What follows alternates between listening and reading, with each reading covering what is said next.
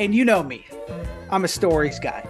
We were all texting each other. We're like, are you seeing this game? This game? Oh my goodness. Yeah, okay, good morning, afternoon, and evening. It's the guy you should believe in. Dropping heat like every season. Underdog like Willie Beeman. So we're going to go Classic through like the Dom singing. candidates Blasting like of White Man of the Week. I have to find it because I have an entire essay on how the San Francisco 49ers are a finesse team.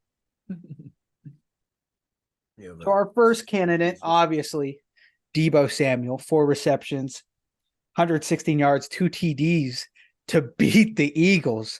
Even though I consider the plays finesse plays, other people disagree.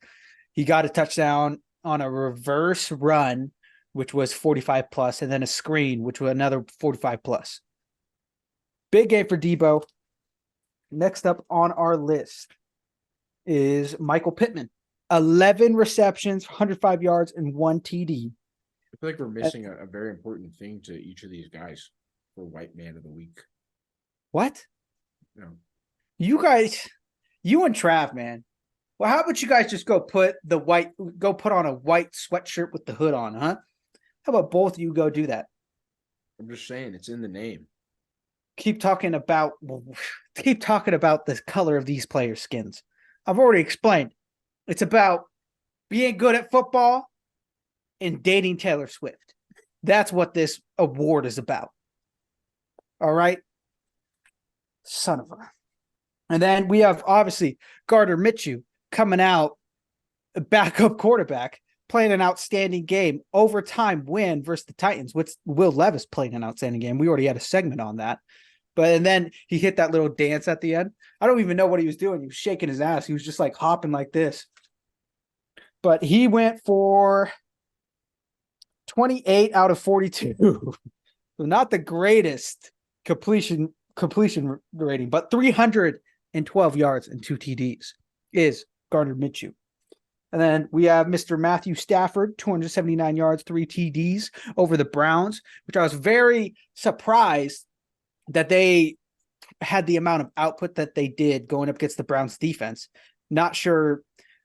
Miles Garrett wasn't hurt, but it didn't seem like he was playing all that great. And then obviously Puka Nacua with 4 receptions. Kind of like Micah Parsons.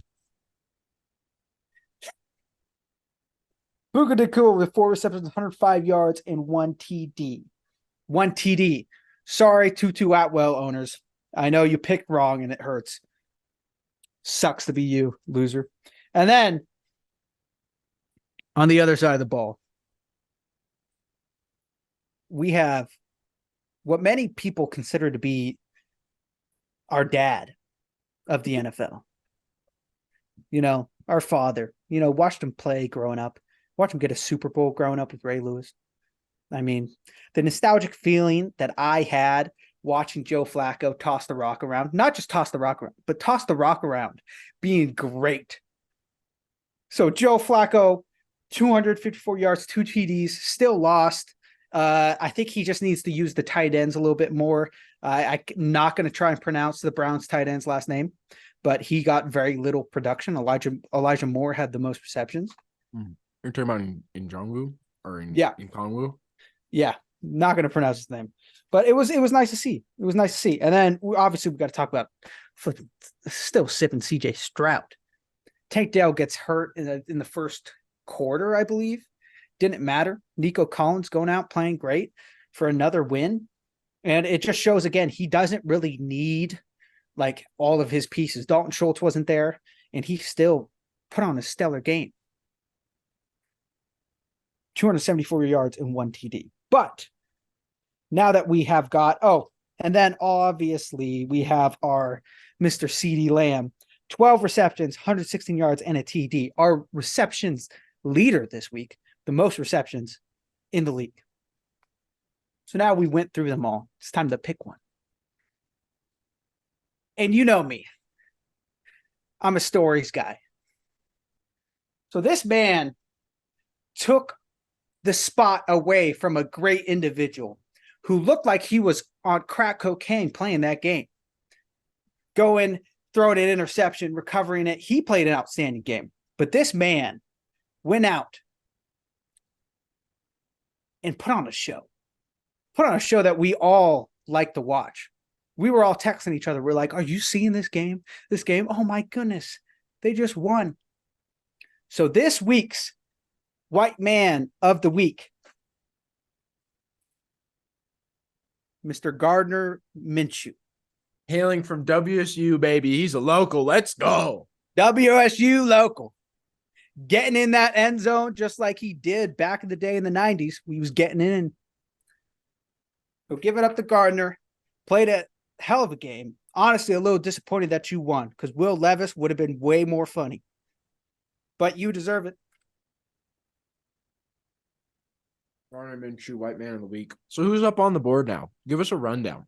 We're in week 14. Give us a rundown. Been slacking. I haven't put up our last two. I haven't put up Mr. Omar and Gardner.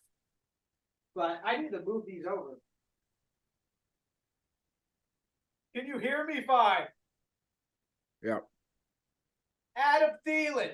Got it. Our 35-year-old uncle. Got it. Travis Kelce. Not for the way he plays the game, but for the way he can pull women. Dating Taylor Swift. Perfect. T. Woods, our first ever White Man of the Week, Trevor Woods, for being the only white cornerback on Colorado Boulder's team. And possibly the only white cornerback in the entire country. Possibly. At least starting. And then we have Tommy DeVito.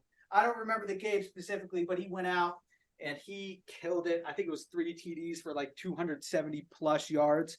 A big win. I'm pretty sure it was an upset. They played a good team that week. It might have been the Dolphins. Not 100% sure. And then Christian McCaffrey, but Christian McCaffrey, it was not for the way he played. It was sympathy.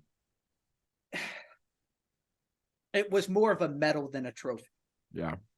To remember the day that the 49ers screwed up a streak. The finesse offense. Maybe if they were a ground and pound team, they could get him his touchdown to break the record for the most consecutive touchdowns in a row. Maybe if they weren't finesse, they could have done that.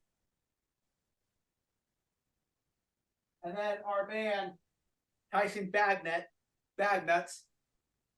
comes out, D2 quarterback, coming in against the Chicago Bears, played a hell of a game, won that game, and then fell off the face of the earth.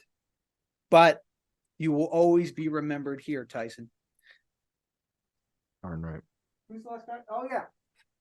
Can't forget our almost 2-time White Man of the Week winner, Will Levis, coming in with 3 touchdowns to DeAndre Hopkins, coming off the bench. Not off the bench, but it was first game starting. Won that game as well. Love it. And then probably the most important White Man of the Week is our troop, our hero, and our spaceman, Joshua Dobbs. Joshua Dobbs was up there, got a picture with Buzz Aldrin on the moon.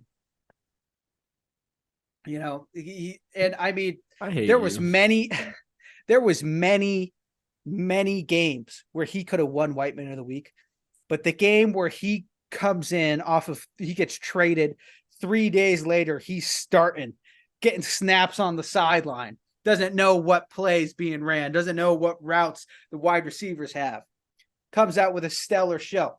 Obviously, it pains my heart to see what happened last week with Joshua Dobbs. It was a tragedy. It was... Dude, pick up the pace here. It was painful. And I hope he gets well. And I hope for a quick recovery. From what? That a terrible accident.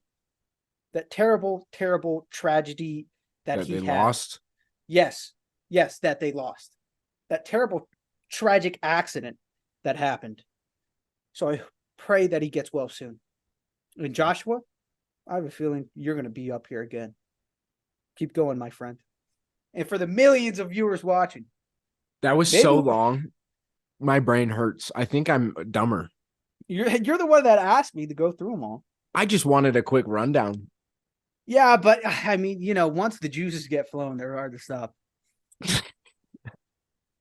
I don't know if they're juices, but there's something. Once the hydration in my brain fully takes,